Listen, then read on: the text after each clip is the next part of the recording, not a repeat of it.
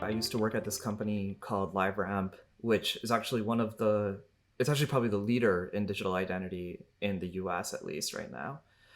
And so I had a front row seat into all of the changes that have happened in quote unquote the digital identity world. And when I say digital identity, really what I mean by that is, hey, in the real world, I'm Rishabh, but on my computer, I'm identified by, cookie 123. On my cell phone, I'm identified by what's called a mobile identifier. And so at LiveRamp, we sort of helped brands really understand the different sort of different ways that I show up, and how do you make sure that you deliver a consistent message across all of those different digital channels. So we really sort of saw every phase of it. And I would say it actually started in Safari a long time ago.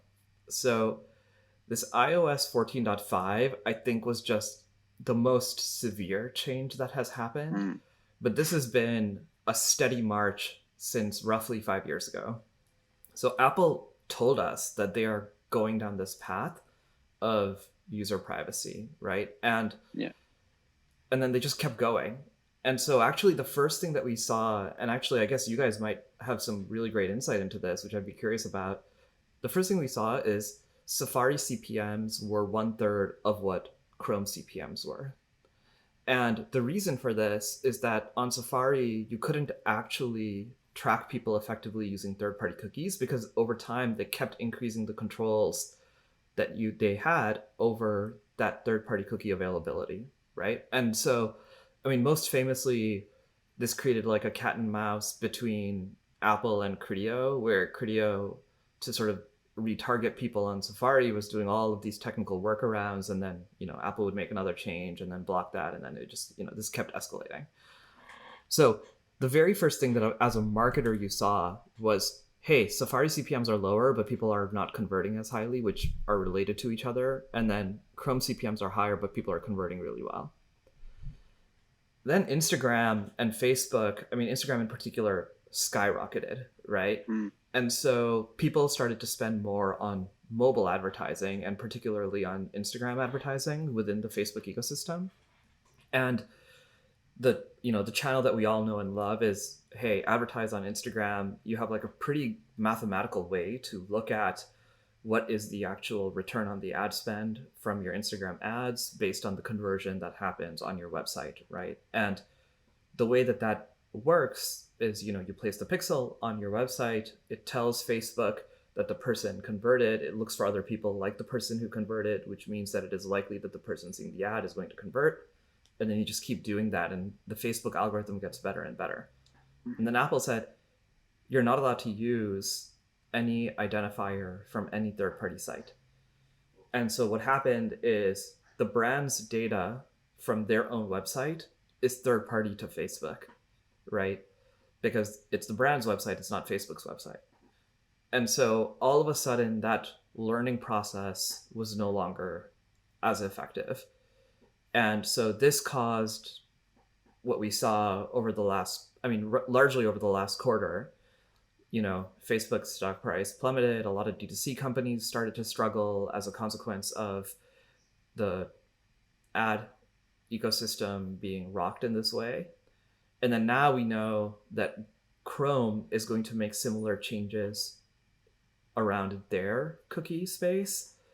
And we actually kind of already know the answer to what's going to happen, which is why I started with the Safari story, right? It wasn't just for the purpose of history. Safari was 1/3 as effective as Chrome. When Chrome cookies become unavailable, we don't need to guess how ineffective they're going to become. We already know the answer. We know it exactly, Yeah. And so this is like a really helpful way to think about, hey, like, we don't need to be surprised by these changes. We can start to plan for them. And I think that the main thing that as a CMO, the main things that I would be doing right now is, one, I would really try to understand what is it that I am going after in the targeting of my audiences that can be first party to the channels that I am targeting them in. So if I'm going to continue to spend on Instagram and Facebook, how do I use as much data that is first party to Instagram and Facebook as possible to improve my advertising and to test while I still have access to some amount of third party data? Mm. So, the people, some amount of third party data is still allowable back into the Facebook cycle. And so, doing testing and using tools that allow you to see the differences in performance is a very good way to prepare for, hey, eventually this data asset will be lost, but I know enough about other data assets that are first party to the ecosystems that I am participating in that I can actually optimize better than other brands, right? And then similarly on the cookie side, you get to do a side by side test today, right? Mm. Just deploy a strategy on Safari and see how it works because they already don't give you access to the cookie, It's the perfect right? And A/B then run test is already there for you. Yeah, absolutely. exactly. And so that's sort of, this sort of testing is one strategy that I would go after. And then the Mm. other strategy that I would go after is like embrace the change and seek to create closed loops wherever possible. So and and the platforms all get it. Facebook has created Facebook shops. Why do they create Facebook shops? It's so that way they can close the loop with first party data within their own ecosystem. Same thing with, I mean, Twitter is doing it, right? Pinterest had an effort to do it. Every commerce company, so Amazon, Walmart, is all building an ad ecosystem, right? So basically, every channel is becoming both a customer acquisition and a transaction opportunity. Mm. And I think embracing the fact that we are going to end up in a world where at every single point you need to do both customer acquisition and transaction is going to be very, very important. And there's going to be a need for tools that help you understand that ecosystem. Mm. And I think single destination shopping is probably long gone anyway. We kind of know that, right? If we're not just trying to bring everyone to a single destination, we need them to transact in lots of locations, lots of destinations, and as you rightly say, that gives you the opportunity to really circumnavigate the challenge of iOS 14. And we're big advocates of using all the data that's available. So what you were saying there is, do your testing, do your A/B testing now, utilize some of the changes that have already been made. We're we're exactly on that journey as well. We're using every piece of data available. We try to merge all of the data from ad platforms, from obviously Google Analytics, from Shopify, and that really helps us then get the complete as complete a picture as is available. And without that, then yeah, you're really transacting in the dark, as they say. You need to use absolutely everything. Turn on all the lights. There's another analogy for us, another cliche to add to the mix for today. Yeah, no, that's exactly right. And I think that probably, I'm actually curious if you don't mind shedding some light on uh what is it that you're observing in your customer base around, because measuring across multiple channels, and then we can sort of bat it back and forth a little bit. Yeah, we're seeing frustration, right? So great, Facebook was working; it's doing everything we needed to, the whole Facebook ads ecosystem. Um, and like you say, are not necessarily unexpected change. Oh, now I can't hit that same performance. I can't increase upon that performance. That's really frustrating. And that's really what inspired us within our own services to do exactly as I said, bring all of the data into one place. Because we found that so many customers are, probably leaning more heavily into Facebook, leaning more heavily into Google, one or the other. Perhaps not utilizing Google Analytics quite as robust as they could. And then more recently, with our interaction with Shopify customers, is they've gotten a great amount of data. In fact, it's probably the most trusted source of data for Shopify store owners. When they're looking at attribution, Shopify tells me the truth. The others, they tell me a partial story. So that's why we've tried to combine those, and we've been inspired by our customer feedback to say, okay, you need all this data. We will help you combine it all. And we're finding incredible results with that because it fills the gap that's now particularly apparent since the iOS 14 change, and is going to become, as you say, increasingly challenging as we move to a cookieless world. So we just grab the data that's available directly from the horse's mouth. Another cliche. Sorry, I'm on cliche fire today.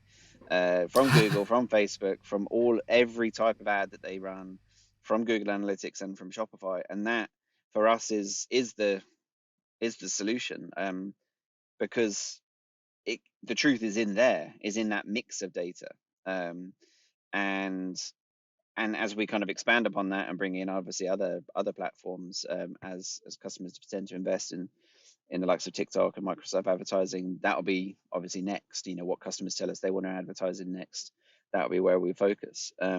And likewise, it will be probably increasingly challenging going forward, which is to say, if people are transacting in lots of different places rather than single destination, then we've got a new challenge to overcome too. But that's a positive challenge because it affords the customer new opportunities to transact in more authentic ways. So we're kind of more excited about that part of it, because we've already begun to combine the data.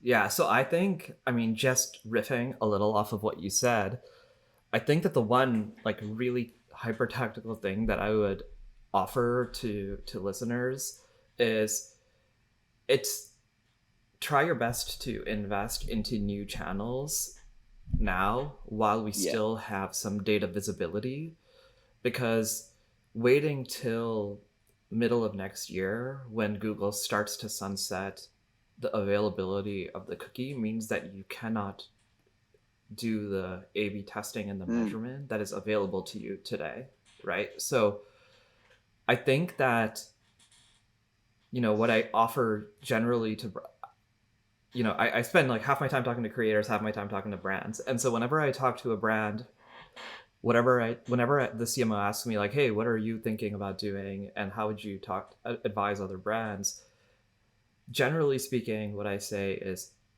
we have data today, let's use it, and let's not be afraid to use it, and in fact use that backbone to go and find channels that are closed loop channels such that you can continue to optimize those closed loop channels for you that are less and less dependent on moving cross site. Mm. But that requires actually, the one thing I get a little fearful of is there's some rhetoric, and it's not, it's not large, but it's starting to happen around, um, hey, we need to invest more in brand and less on, mathematical or performance marketing. And I think that it's always important to invest in brand, but I think suggesting that we need to start paying less attention to data-based marketing and more attention to brand is actually the inverse of reality. I think reality is when you have distributed both customer acquisition and transaction. So, like you were saying, hey, all of these channels, first seek to invest in more channels and then seek to measure across them in both the acquisition and transaction closed loop way and make sense of it all in one place. That is a quote unquote higher complexity problem, but is actually where the brands that will do the best will excel. They will be amazing at understanding how do I deploy multiple channels that are each closed loop in their own ecosystem, and then push that channel in the way in which it will give me the best results for my brand. I think that that is going to be really important. And actually, one of the people who I love on this topic, his name is Eric Seifert. He writes this blog called Mobile Dev Memo, and he's very ahead of the curve on these issues. I really recommend to people to read his blog, but he talks about this concept of content fortresses, which is basically you have the content and the transaction all occurring in the same platform. We're going to see this all over the place, and I love that framework. And I think that investing into that is actually the way to be resilient to cross-site tracking issues, because then you don't actually think a whole lot about cross-site tracking. So don't wait. The time is now. Use the data whilst you have it, for sure. Exactly. Love it.